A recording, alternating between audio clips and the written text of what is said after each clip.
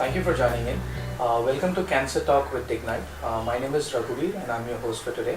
So today we have Mr. Vijay Bhat joining us for the interview. To give you a brief overview about Vijay, he was diagnosed with cancer a little over 17 years ago, post which he has completely reprioritized and changed his life, and instead decided to leave his cushy corporate job and start an organization called as Cancer Awakens. So we're going to discuss quite a bit about Cancer Awakens and host of services that it offers. So with that, thank you so much, Vijay. Thank you for joining in. I'm most grateful for the opportunity. Thank you. Thank you. Okay, so let's move on to the first question. So could you please give us a brief overview about your journey through cancer? Because 17 years ago, when you were at the peak of your corporate career, you had been diagnosed. So could you walk us a little bit through what happened then? Yeah, so I think my cancer journey can be split up into 2 or 3 segments, right? The first was the early segment where I had never had any serious illness before.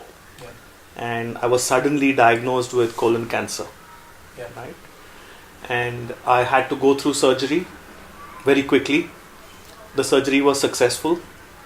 But interestingly, I was living in the UK at the time, and based upon the statistics, the doctors there gave me the choice of whether I should take chemo or not take chemo.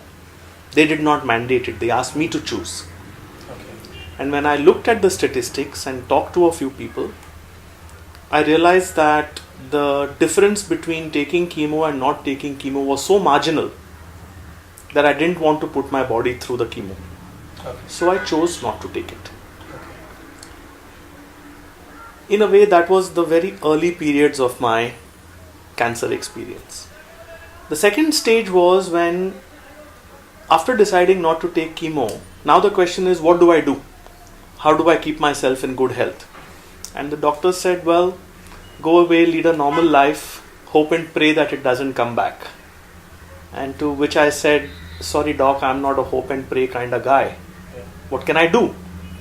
And they didn't have any answers. So that second stage was really for Nilima and I, Nilima is my wife, to dive into all these holistic and integrated approaches and try everything. Yeah. And from that trial, a kind of an approach began to emerge, which is what we'll talk about a little later. That's the second stage. The third stage is when we tried out that approach on me and on a few people who started coming to us and kind of formalized that approach, you know. And during all this time I was still working. But after that, for a whole variety of reasons, I chose to give up that job and become a consultant instead. We came back to India from Hong Kong. Okay. And we then started offering this as a service to individuals in a small way. Okay. And we did that for some years. Okay. With good success. We wrote our book, we started our blog, we did various initiatives. And the current stage is one where I'm now looking at taking this to a much wider audience than I've been able to do so far. Yeah. Right? Where we've been working with occasional, the odd individual here and there. Now I want to do it in a much more organized and structured and professional manner. Yeah. So I would say that my cancer journey has gone through these 4 or 5 different stages over the last 16 years. Wow.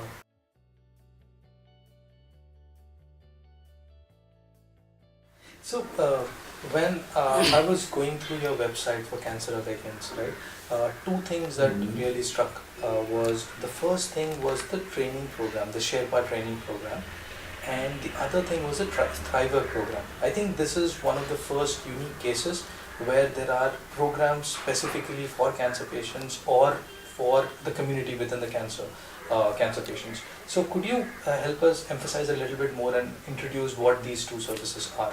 Yeah.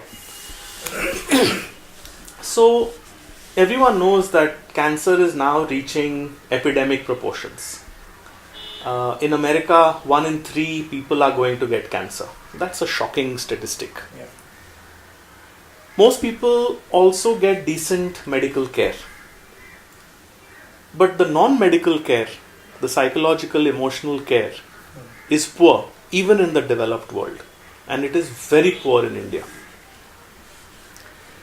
So the key question therefore becomes, if so many people are going to get cancer, there's going to be so much suffering. When the doctors are treating the disease, who is healing the person? Right, I'll repeat that. When the doctors are treating the disease, who is healing the person?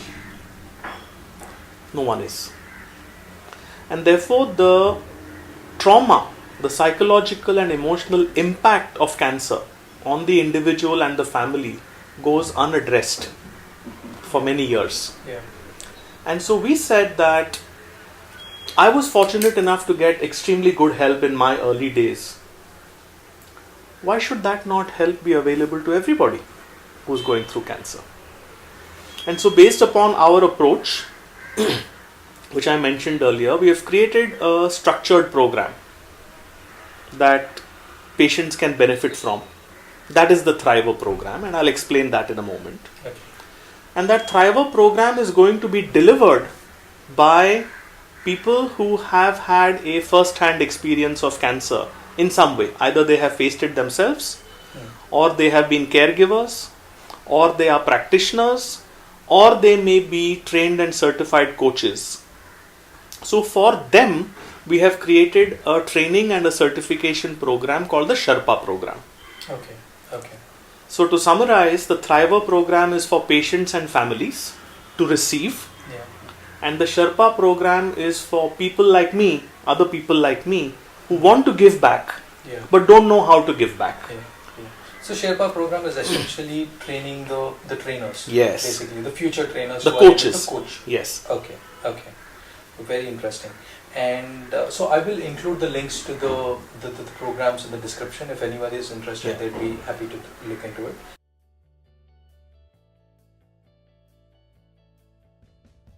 And now moving on to the second section of our interview.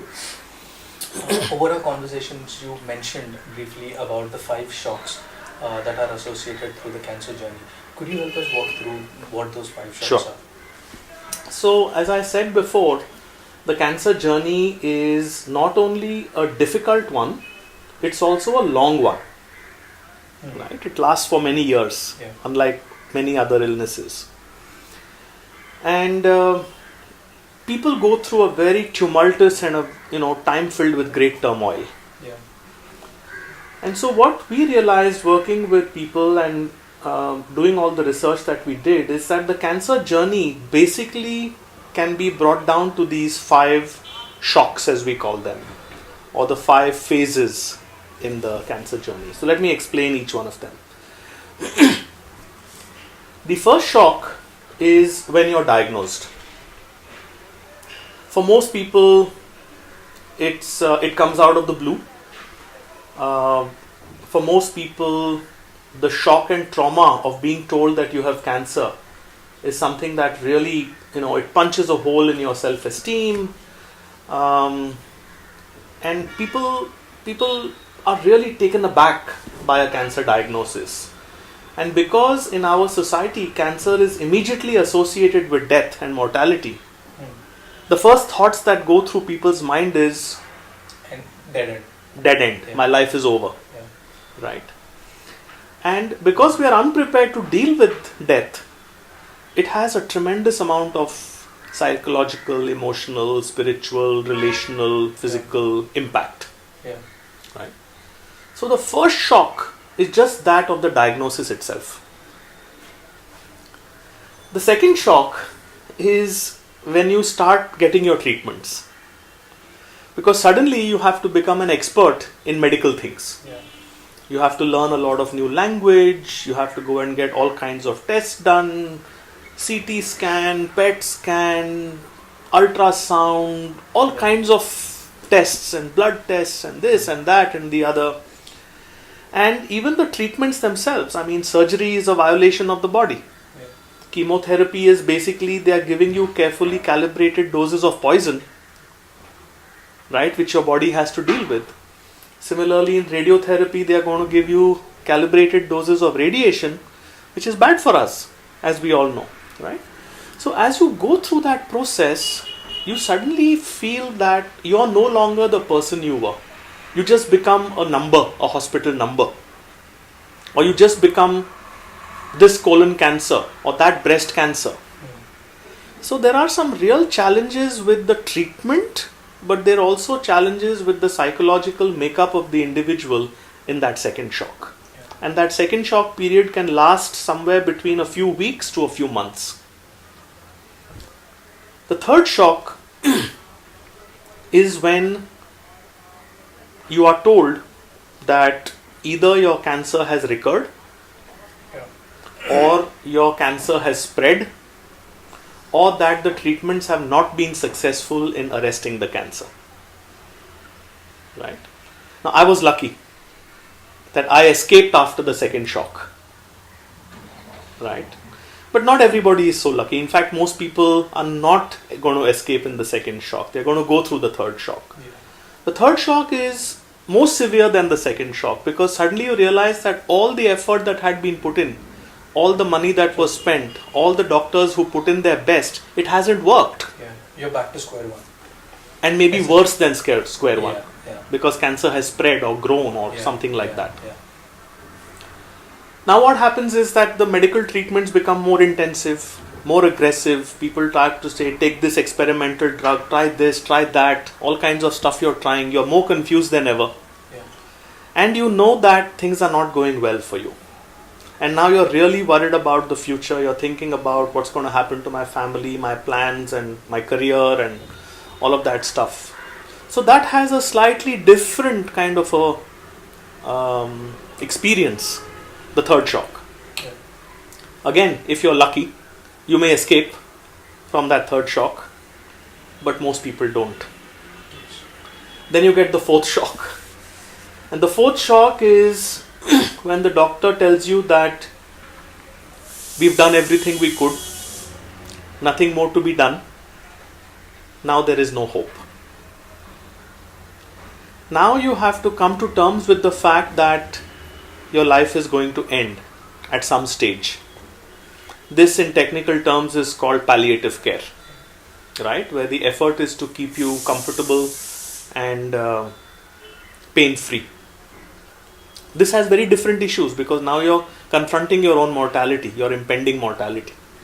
And people need different kind of a help at this kind of a stage. And the fifth shock is the shock that we call the end of life, which is when death is not far away. Maybe it's a few days or a few weeks away. And that has a completely different impact on the individual, the family and his ecosystem. Right? So if you look at the 5 shocks, diagnosis, treatment, recurrence or metastasis, third shock, no hope, which is the fourth shock, and end of life, which is the fifth shock. In a way, this is the entire spectrum of the cancer journey. And the issues that people face at each of these shocks is fundamentally different. Yeah. Now, the ecosystem of cancer care does not really take this into account. And so therefore the purpose of Cancer Awakens is to provide a structured and a tailored program for the individual and from the family, delivered by people who have an experience, a same experience, and have been well trained, so that the trauma and the suffering are reduced across all of these. We may not be able to change the physical outcome, but we can certainly help the person heal throughout this journey. Yeah. Perfect. So,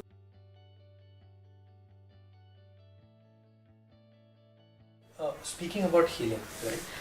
You also discussed a fair bit about the mind-body medicine, a more holistic approach to an overall well-being for the patient and also for the family members. So could you talk a little bit more about the mind-body medicine concept that we were discussing earlier? Yeah. So the concept of mind-body medicine has been there in ancient traditions for a very long time. whether it's Ayurveda, whether it's Chinese medicine, whether it's Hawaiian medicine, whether it's Tibetan medicine, they don't separate mind and body in the same way that Western medicine does. But there has never really been strong and clear scientific evidence of the mind-body connection. And so what has happened in the past is that mind-body medicine, or holistic medicine if you want to call it, or integrated medicine that some people use the term to describe it, has always been secondary, and or it has been seen as anecdotal only. Right? That's how it has been treated. The good news is that now there is good solid research. In fact, it's been around for maybe 30 years, but it is not very well known. There is something called the science of psychoneuroimmunology, which basically means that your thoughts and feelings, psychology, affects directly your neurology as represented by your endocrine and your immune systems. And therefore your immunology, your immune ability increases. Right? So there is a clear and direct link between your thoughts and feelings, your neurology and your endocrine system, and your immune system. And everybody knows that your best chance of dealing with both the occurrence and the recurrence of cancer is to keep your immunity in optimum condition. Yeah. So suddenly, when you understand that immunity is important and that immunity is directly affected by your thoughts and feelings and emotions and so on, now that gives you as a patient and a family something to do and something to control and something to take charge of in the non-medical area. This is incredibly empowering for people, because otherwise you are kind of entirely at the mercy, if you like, of the medical system, where you are receiving the treatments very passively. But with mind-body medicine, with psychoneuroimmunology, you can get involved in your own treatment.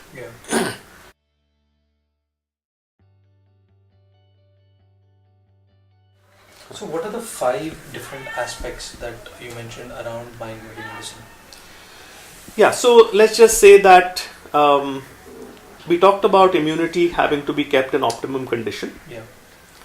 We all know that immunity is compromised by stress. Yeah. But what most people are not aware of is that stress can be, you can feel stress at one of 5 levels. You can feel physical stress. Yeah. You can have emotional stress. Yeah. You can have mental stress. You can have relational stress. And you can even have spiritual stress. So, if you want to keep your immunity in top condition, you have to deal with your stressors at each one of these levels. So, for example, physical stress would involve things like diet and nutrition, exercise, rest, and laughter. Okay. Right? It's well known that all of these elements, diet, nutrition, exercise, rest, socialization, and laughter, have an impact on your immune system. Now, most people are maybe aware of the first 3, but maybe not of the 4th. Yeah. Right? And so, if you can find a way to integrate that into your life, then you're doing something at the level of your physical stress. Obviously, there are other elements that contribute to physical stress. The kind of work you do, the kind of pollution that is there, that might be there in the environment around you, and all that. But when it comes to the environment, that's really not in our control. Yeah. What is in our control are our physical lifestyle habits. Yeah. And you can do a lot in that area to help your own immunity. So that's the first part. The second is emotional stress, right? Which has to do with our feelings and how we deal with those feelings, how we respond to situations in terms of our feelings, right? Now, if we are going to carry deep-rooted emotional blocks and deep-rooted childhood wounds and deep-rooted emotional baggage with us, the immune system is distracted from its real purpose and is trying to deal with all of those things. This is psychoneuroimmunology. So if we can manage our emotional landscape in a healthier and in a more balanced way, then the immune system is free to do what it is supposed to do, which is to spot the cancer cells and deal with them. Right? So this is emotional stress. And there are many things and there are many techniques that people can use to deal with their emotional stress. Then there is mental stress. Mental stress has to do with your thoughts, the kind of thoughts that you have, the way you look at life, your mindset, your outlook, your attitudes. Right? So some people have what we call disabling attitudes. Yeah. If you continue to have those disabling attitudes, for example, if you continue to see cancer as a death sentence, you are compromising your own immunity. Whereas if you are able to see cancer as giving you new possibilities, you might be helping your own immunity. Yeah. Right? Absolutely. So how do you learn how to manage your thoughts in such a way that instead of being disabling thoughts, they become enabling thoughts? And I think these are all interrelated in amongst The same person, no? Yes, because when you're talking about mental, I could maybe see a correlation between how your thoughts will result in your emotions and how both of these factors are bringing it up. There you go. Makes sense. There you go. Yeah. The fourth aspect or the fourth level at which stress can occur is called relational stress. Yeah. Which basically means that since no man is an island or no woman is an island, right, the relationships in which we operate have a direct impact on how we feel, how we think, how we act, and therefore our immunity. Yeah. So it has been clearly shown that if you live in a toxic environment, in a toxic family, or if you work in a toxic workplace, right, it's going to have an impact on your immunity. It's going to create stress and it's going to have an impact on your immunity. Now again, what can you do to heal those broken or dysfunctional relationships at home, at work, in your friend circle, in society in general, etc. Right? So for example, if you look at in today's world, we keep talking about this polarization of values that is taking place. This is making a lot of people very uncomfortable, and I'm sure it's having a physical impact on them. Yeah. Right? So what can you do in the area of healing your relationships is another way to keep your immunity at a high level. And the last area is what we call spiritual stress, and many people say, well, what is spiritual stress? Right? So the way we look at spiritual stress is at two levels. The first is all human beings want to have a meaning to their lives, and they want to bring a purpose to their lives. Human beings don't want to lead a routine, mundane, mechanical life which has no meaning and no purpose. But our current environment, our social situation, our cultural situation, our economic situation doesn't really encourage us or doesn't really train us to answer those very important questions. What is the purpose of my life? What is the meaning in my life? Who am I? What am I contributing to the world? If we don't have these answers, we have this existential emptiness inside of us. Many people call it the midlife crisis. But actually what it does is it creates an internal stress at a very different level from the 4 levels that we have described. I think people are not even aware of something like this because it might be in the background. Could be. Yeah. Right?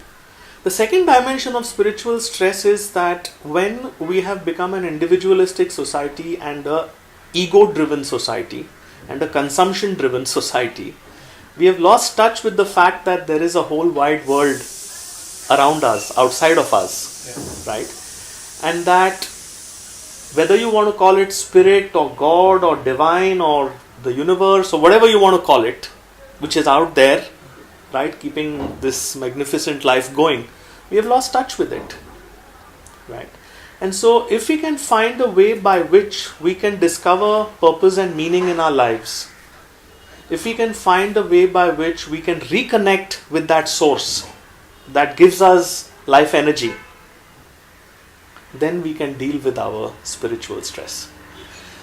So, physical stress has to do with our lifestyle habits. Emotional stress has to do with our feelings and how we handle those feelings.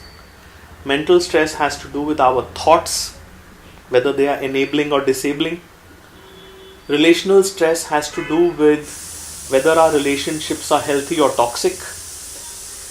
And spiritual stress has to do with whether we can find purpose and meaning in our lives and whether we have a connection with the deepest part of ourselves. Forget anything else. Yeah, that's good. I think this is a very, very clear explanation of, we hear a whole bunch of these points, but in silos, but in small points. I think these 5 points cover the entire spectrum from a holistic well-being standpoint. And therefore, our program is designed around these 5 things. Yeah. So that, because I think knowing physical wellness is one thing, knowing mental wellness is one thing, but helping, becoming aware of what those are, trying to, being able to put a finger on it and then know what to do to correct it. I think that's the most important aspect of the journey. Makes sense. Thank you so much for beautifully summarizing that point.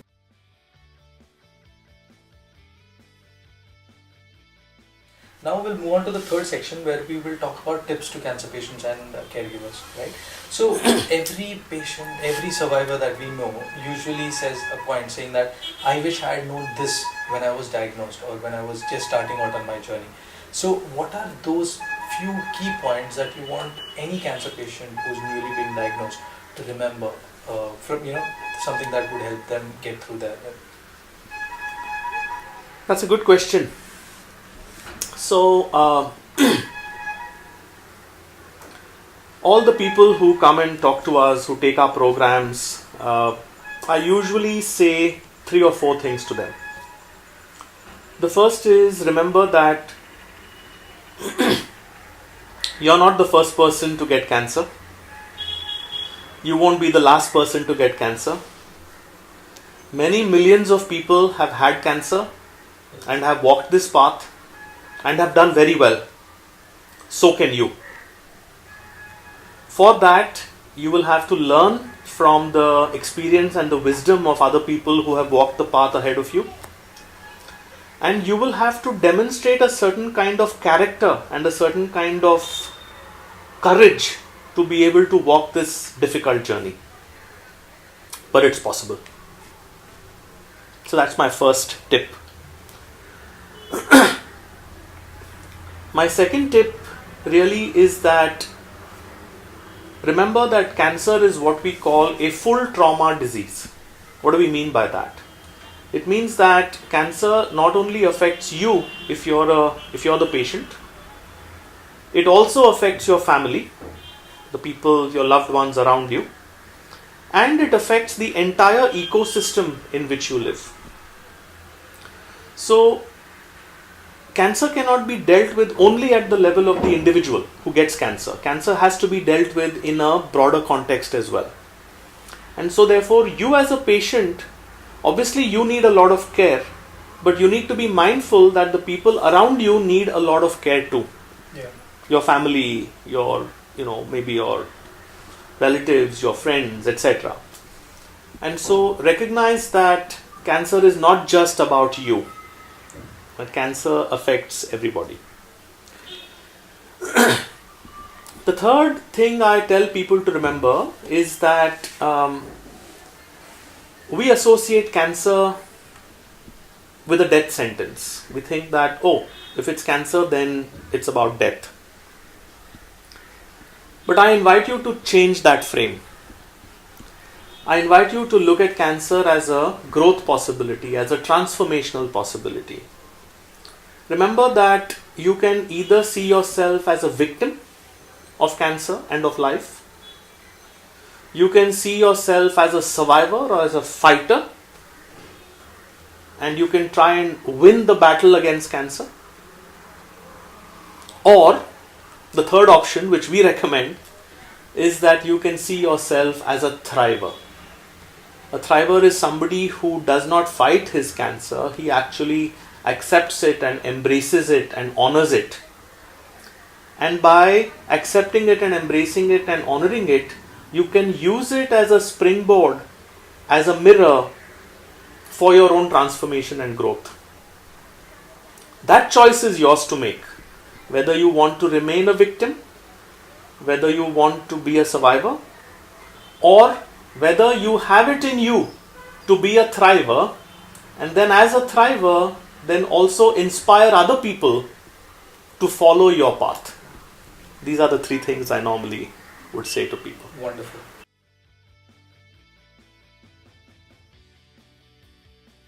Wonderful. So now, moving on to the second important aspect, which is the caregiver's part, right? So I think as much as the cancer patient is going through, caregiver is going through the same thing, if not more, right? So what are the points that you want to mention to any caregivers watching this video? Because I think newly diagnosed patient, and if they are the sole caregivers, I think there is a lot of stress and there is a lot of there's a lot of things that they are dealing to. Yeah. So what are the few points that you think that they should remember? Well, to the caregivers, I would say that just like the cancer patient has been thrust into a journey with no preparation and with no warning and no training, so have you. And perhaps the caregiver's role is more difficult, if not as difficult as the cancer patient's journey, because you now become the bridge between that patient, your loved one, and the rest of the world who is also traumatized. And that in addition to your usual responsibilities, you now have the responsibility of accompanying your loved one to the hospital or to treatments or to look after them at home in terms of changing the diet, the way the house is run. You've got to deal with your own employment, your own priorities. You may have to deal with the children on your own. Maybe aging parents are there to be looked after. So suddenly what happens is that the load that was shared between two people suddenly falls onto the shoulders of one person, and there is an additional load that you have to deal with. Yes. Right? So caregivers are in a very strange and difficult position. So what we normally say to caregivers is to remember a few things. The first is that wear your oxygen mask first. Just like they say on a flight, that until you wear your oxygen mask, you can't help the person who's sitting next to you. So you have to look after yourself, you have to mind yourself, you have to care for yourself, you have to attend to yourself, and you have to make the time and the effort to be able to make yourself a priority. The second thing that we say is that you need to be realistic, because sometimes the cancer journey will put some unrealistic burdens on you. And if those burdens are unrealistic, then you must not hesitate to ask for help. Somehow in our culture there is this feeling that, every burden that is placed on me is mine to handle and mine alone to handle. It's not so. There are plenty of resources out there. There are plenty of people who will come to your help. But you have to reach out and ask for it. The third I would say is that just like we encourage the thriver to see cancer as an opportunity for growth, we also encourage the caregiver to see your loved one's cancer as an opportunity for your growth. There is a lot that you can learn through reading books or by watching DVDs or by going to workshops or by joining support groups, which is not only going to benefit your loved one, but it's also going to benefit you in terms of your own growth. So we encourage you to see this adversity as a growth opportunity for yourself as well. Lastly, I want to say that the role of the caregiver tends to be neglected. It tends to be underestimated. And sometimes, the patient automatically gets attention because he or she is ill, but the caregiver's contribution is never taken or never appreciated because they seem to be okay. And we don't think that's the right thing. We think that caregivers are very special, and that I congratulate and commend you on being a good caregiver to your loved one. I think all the information that you've shared in such a crisp and beautiful fashion is going to be very helpful for any patients Thank you. or caregivers who are watching this video. And as I mentioned at the beginning, I'm going to include all the relevant discussion points and the links to all of these things in the description of the video, so that if anyone wants to know anything more about the points that you mentioned, can easily identify and access them. So with that, so we are done for the day. Thank you so much everyone for joining in. Thank you. Thank you, Raghuveer, and thanks to the audience for listening patiently. Bye.